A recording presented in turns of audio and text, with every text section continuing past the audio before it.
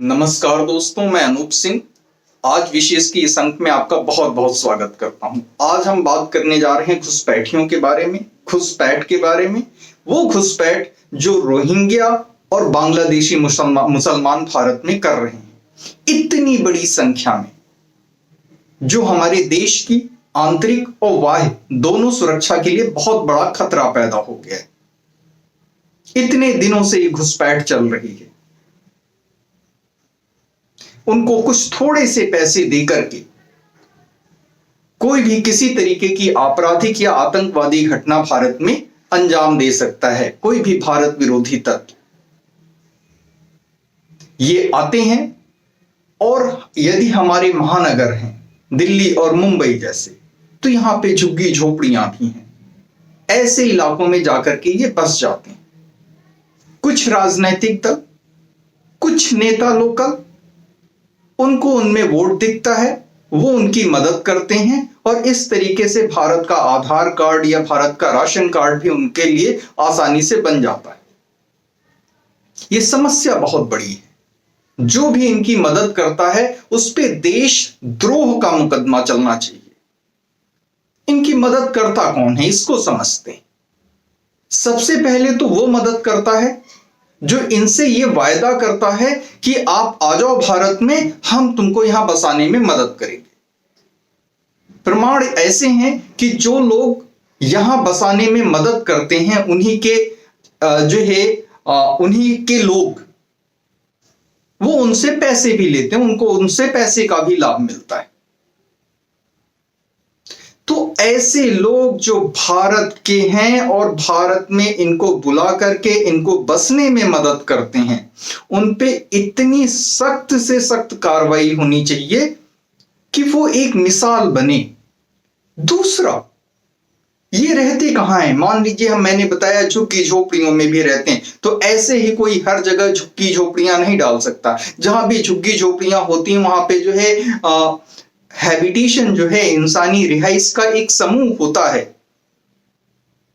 तो उसमें भी कुछ लोग होते हैं जिनकी चलती है, जो इनको मदद करते हैं जगह देने में, वहां बसने में। उन पे कार्रवाई होनी चाहिए कि उन्होंने पुलिस को सूचित क्यों नहीं किया।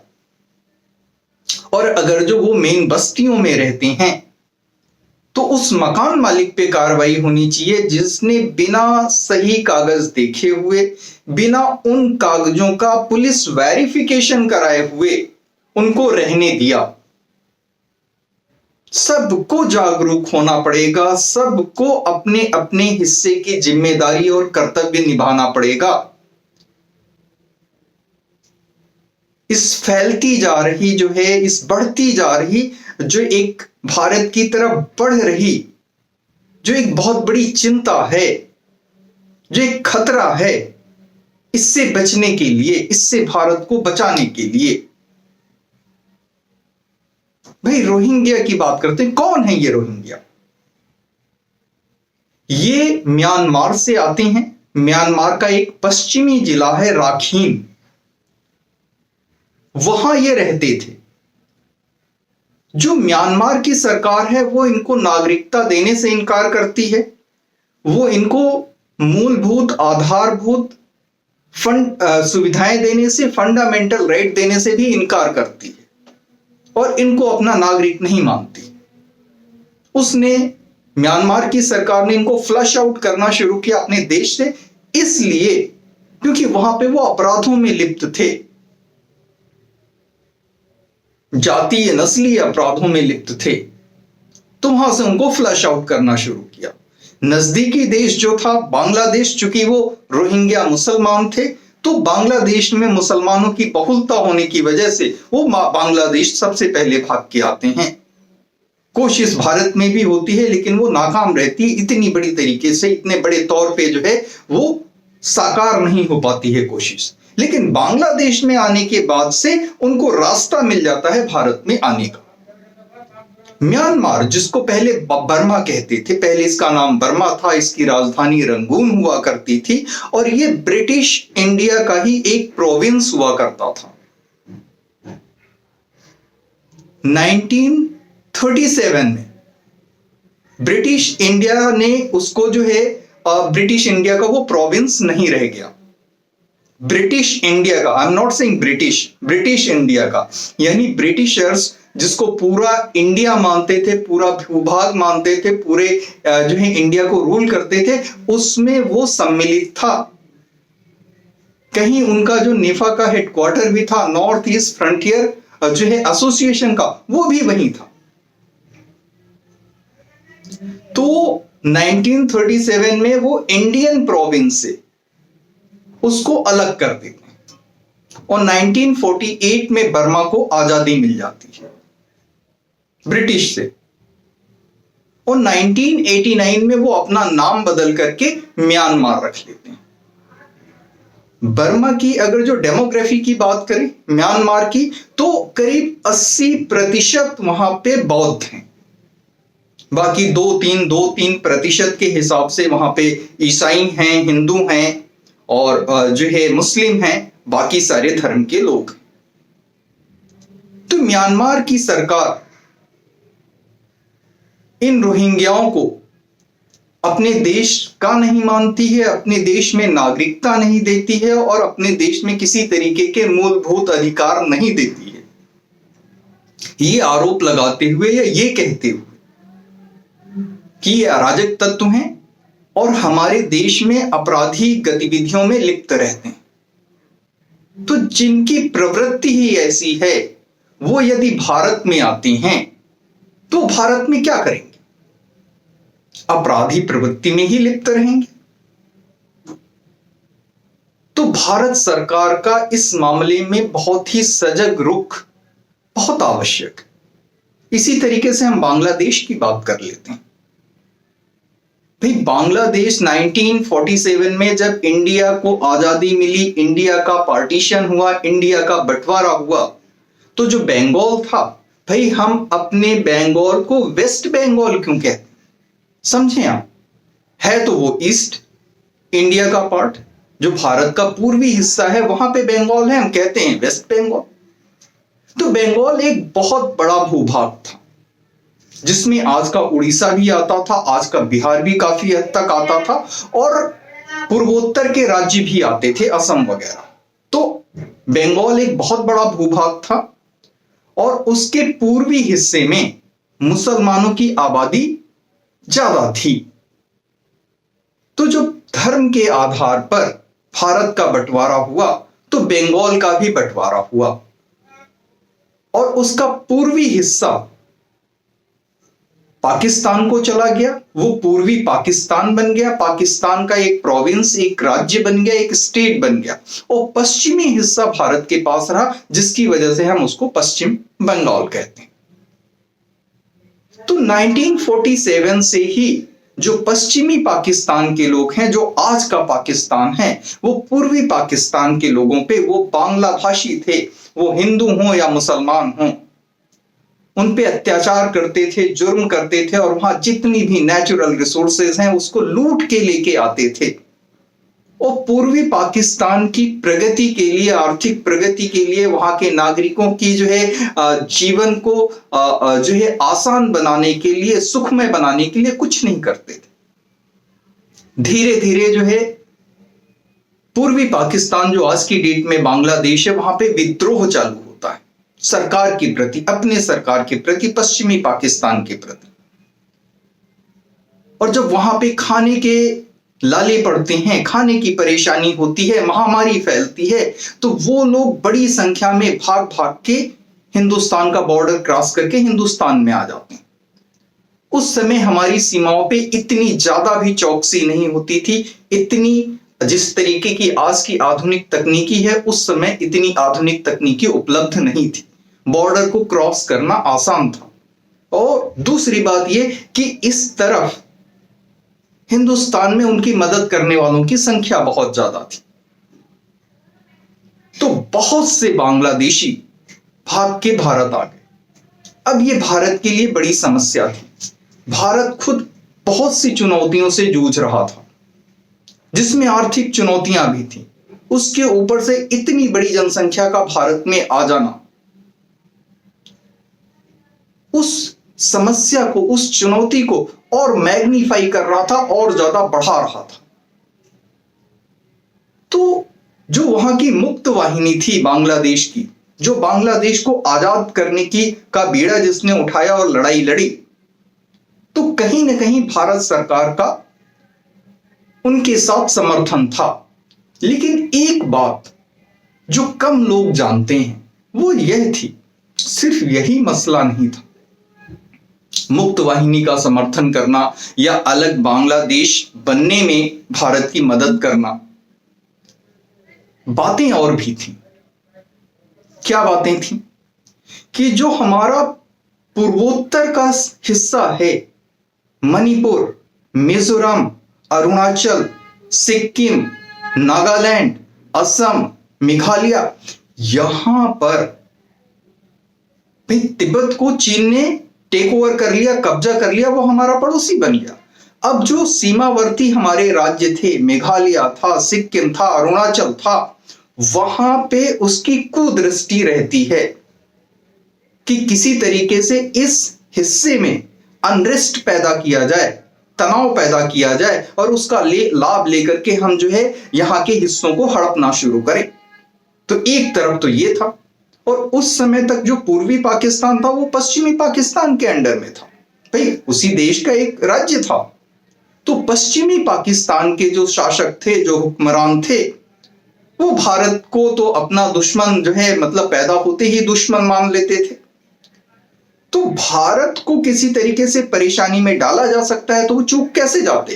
तो उन्होंने पूरे उस समय पूर्वी पाकिस्तान को इस चीज का भारत विरोधी गतिविधियों का हब बना के रखा हुआ, जिसको पाकिस्तान भी इस्तेमाल कर रहा था, चीन भी इस्तेमाल कर रहा था। और एक बड़ी बात, जो यूरोपियन कंट्रीज हैं और अमेरिका है, उसकी भी नजर थी। वो भी एक छोटा सा भूभाग चाहता था यहां पे, जो मणिपुर का हिस्सा है और जो वहां पे समुदाय रहते हैं और जिन्होंने जो क्रिश्चियनिटी में कन्वर्ट हो गए, बड़ा समुदाय वहां का क्रिश्चियन समुदाय है, और कुछ वही समुदाय के लोग म्यांमार में भी रहते हैं। तो इन दोनों को जोड़ करके अमेरिका यहां पे एक अपना जो है एक क्रिश्चियन कंट्री बनाने के लिए, एक क्रिश्चियन जो है क्षेत्र बनाने के लिए जो है बहुत लालायित था, और उसे लगता था यहां पे ऐसा अगर जो हम करने में सफल हो जाते हैं तो इस हिस्से पे जो भारत है, चीन है, बाकी जो देश हैं अगल बगल के, उन पे नजर रखने में और उनको डोमिनेट करने में जरूरत पड़ने पे उसकी बहुत बड़ी मदद होगी। इसमें जो है यूरोपियन कंट्रीज भी शामिल थी। तो बांग्लादेश को आजाद करने का यह भी एक बहुत बड़ा कारण रहा है जिसको कम लोग जानते हैं। खैर, हम बात कर रहे थे घुसपैठ पे। तो रोहिंग्या आ रहे हैं, बांग्लादेशी आ रहे हैं, हाँ भाई हमारे देश में आते हैं। अब दिल्ली और मुंबई में गए तो क्या करेंगे? मुंबई में आते हैं, इतना ज्यादा कंस्ट्रक्शन वर्क चल रहा होता है, उसमें वो काम करते हैं। कंस्ट्रक्शन वर्कर्स को रखने वाले जो ठेकेदार होते हैं, उनको ये सख्त निर्देश सरकार की तरफ से जाना चाहिए कि बिना सही कागज देखे और बिना पुलिस वेरिफिकेशन कराए तुम किसी को रख नहीं सकते हो। रेलवे किनारे जो है उन्होंने अवैध झुग्गियां बना ली, जहां खाली जगह मिली वहां अवैध झुग्गियां बना ली, वहां रहना शुरू कर दिया। तो भाई हम मानवता की दृष्टि से भी अगर जो उन्हें देखें तो कैसे देखें? फितरत किसी की बदलती नहीं, और आपकी फितरत ऐसी है कि आप अपराधी प्रवृत्ति के हैं, और हमारी धरती हमारी मां है, हम इसको पूजते हैं। आप पे हम चाहे जितना भी जो है नरमी बरसा दें, हम आपको जिंदगी भर क्या समझाते रहें कि आप इस भूभाग के बन के रहें, इसका सम्मान करें। मैं रोहिंग्या की बात नहीं कर रहा हूं, जो लोग भी आए हैं, आना चाहते हैं पिछले 1000 सालों में, मैं उनकी बात कर रहा हूं। उस तरीके से भारत के साथ जुड़ाव उनका कभी हो ही नहीं पाया। वंदे मातरम नहीं गा सकते हैं, राष्ट्रगीत नहीं गा सकते हैं, हमारे तिरंगे को सलामी नहीं दे सकते हैं। तो हमारी धरती तो हमारी मां है, हम उसकी पूजा करते हैं, हम उसके लिए सर्वस्व न्यौछावर करने के लिए सदा तैयार रहते हैं। क्या दूसरे ऐसे रह सकते हैं? नहीं रह सकते, नहीं रहते। रहना होता तो अब तक सिद्ध कर चुके होते। भाई कहीं उनका कुछ राज्य था, कहीं उनका कुछ जो है उन्होंने अपना शासन स्थापित किया था, तो अंग्रेजों के खिलाफ लड़े इसलिए नहीं लड़े कि इस देश से प्रेम था, वो लड़े इसलिए कि जो उनका शासन था, जो उनका राज था, वो अंग्रेज छीन रहे थे या छीन चुके थे, उसको वापस लेने के लिए दोबारा अपना राज वापस मिल जाए। धरती से जुगाड़ उनको जो है प्यार नहीं था, अपने राज से प्यार था ना, अपने शासन से प्यार था। समझिए इस फर्क को। कहने को कह दिया जाता कि फला ने भी जो है भारत की आजादी में जो है अपना बलिदान दिया या अपना सहयोग दिया, और फला ने भी दिया, लेकिन ये पूर्णतः असत्य नहीं। उसको उनके इस स्वतंत्रता आंदोलन में शामिल होने के पीछे वजहें और थीं, और हम जो शामिल हुए स्वतंत्रता आंदोलन में, तो हमारी वजहें अलग थी, वजहें समान नहीं थी।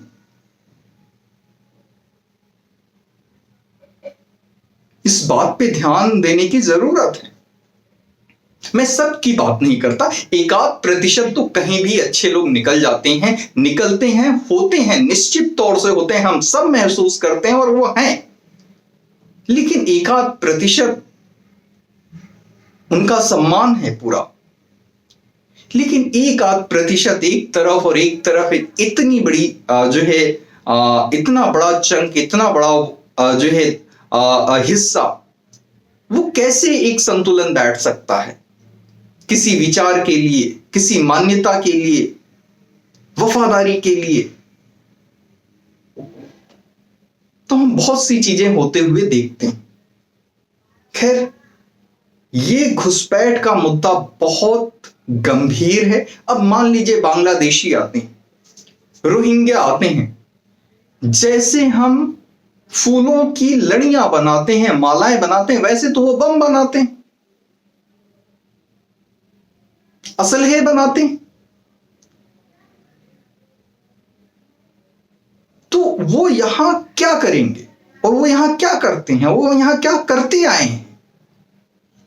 तो कहीं से भी किसी भी सामाजिक पूरे समाज के किसी भी तबके से उनके लिए किसी तरीके की नरमी अगर जो दिखती है, पनपती है, तो वो आत्मघाती है। वो आगे चल के आपको बहुत बड़ी चोट देने वाली है। तो प्रैक्टिकल रहना बहुत जरूरी है। हर समय हमारी जो एक आदत है कि हम सहानुभूति की लहर पे सवार हो जाते हैं, हम नम्रता की लहर पे सवार हो जाते हैं, मर्म, मूल्य और मर्यादा की जो है लहर पे सवार हो जाते हैं। कहीं ना कहीं हमारा नुकसान तो इसी वजह से। ये हमारे गुण हैं, ये हमारी शक्तियां हैं, लेकिन अगर जो इनको हम संभाल के इनका उपयोग नहीं करेंगे तो ये हमारे चोट का बायस बनेंगी, हमारे नुकसान का बायस बनेंगी। ये हमने देखा। तो सबका जागरूक होना जरूरी है। जो उन बस्तियों में भारत के ही विभिन्न हिस्सों से जो है पलायन करके आए हुए लोग हैं, निर्धन तबके के, वो भारत के नागरिक हैं, उनके हृदय में भारत बसता है, उनको भी सजग रहना चाहिए। और कोई भी ऐसा व्यक्ति उनके अगल बगल में आकर के बसता है तो उनको भी पहली बात तो उनको सामूहिक रूप से उसका विरोध करना चाहिए और पुलिस के पास भी जाना चाहिए। तो एक बहुत ही वृहद और सामूहिक प्रयास की जरूरत है। जितनी जल्दी इस खतरे से निपट लिया जाए उतना अच्छा है। अच्छा, ये लोग हमारे देश में आ जाते हैं और इनके बचाव में हमारे देश के कुछ नेता भी खड़े हो जाते हैं। यही हम CAA का कानून लेके आ रहे थे कि वो भारतीय, वो हिंदू, सिख, जैन, बौद्ध जो बांग्लादेश में है, पाकिस्तान में है, अफगानिस्तान में है, यदि वो प्रताड़ित हो रहे हैं, उनका जीवन नरकीय हो रखा है, वो कहां जाएंगे? दुनिया में जो है 58 मुस्लिम देश हैं, 58-60, और इससे भी ज्यादा क्रिश्चियन कंट्रीज हैं। अगर जो कहीं कोई परेशानी होती है तो उनके लिए तो है भी कहीं ना कहीं कुछ। कोई हिंदू कंट्री तो है नहीं इस दुनिया में। हिंदू बहुल देश के रूप में अगर जो देखें तो सबसे बड़े हम हैं। हिंदुओं का स्थान यही है, हिंदुस्तान है। तो दुनिया के किसी देश में किसी भी हिंदू पे कोई संकट होगा तो कौन खड़ा होगा? किसे खड़ा होना चाहिए? किसका ये नैतिक धर्म बनता है? ये हम ही हैं कि हम अपने लोगों के लिए खड़े हों, और हम खड़े होते हैं। लेकिन हमारे देश से ही विरोध की आवाजें उठती हैं। सीएए के लिए कितना बड़ा हंगामा किया गया, महीनों तक दिल्ली में धरना प्रदर्शन सब कुछ हुआ।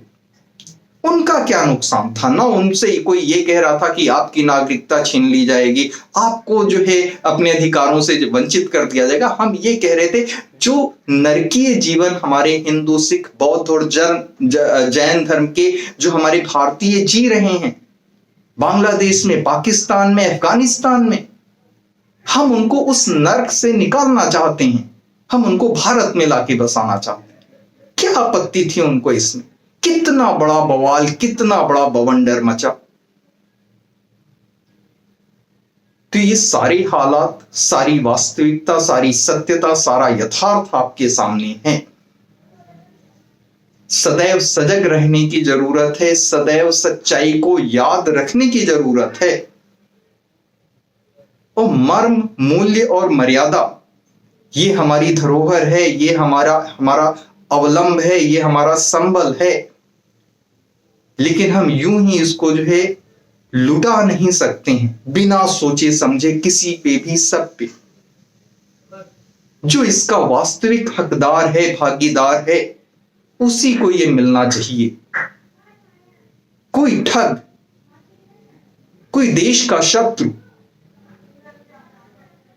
वो ये ना ले जा पाए हमसे, वो इसका भागीदार ना बन पाए। हम 2 मिनट के जो है किसी भ्रम में आकर के, किसी भुलावे में आकर के, किसी छलावे में आकर के इस चीज को भूले नहीं। तो आज के अंक में इतना ही, फिर मिलते हैं अगले अंक में। YouTube पर ये मेरी नई यात्रा है, अभी 2 हफ्ते भी पूरे नहीं हुए हैं। कृपया चैनल को लाइक करें, शेयर करें और सब्सक्राइब अवश्य करें। धन्यवाद।